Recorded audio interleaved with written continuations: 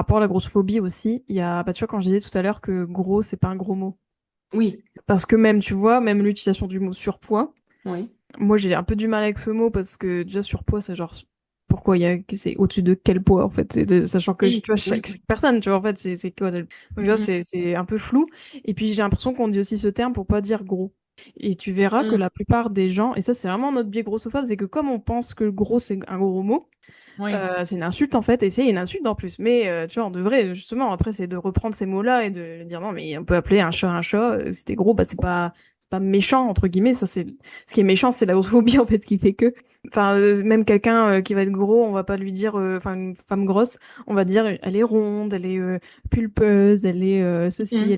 Alors que ça veut dire non, mais on peut appeler un chat, tu vois. Elle est grosse, voilà. Après oui, il y a des gens plus gros et des gens moins gros, mais et il y a rien de mal, entre guillemets, à dire ça. Et ça, c'est aussi un aspect de la grossophobie, en fait. Non, t'as raison. Et puis même le terme obésité, tu vois, même de dire des personnes obèses, ça Ouais. c'est aussi, tu vois, déjà après l'obésité, c'est aussi un grand sujet hein, de débat du terme, de la classification, tout ça, la maladie en tant que telle, entre guillemets.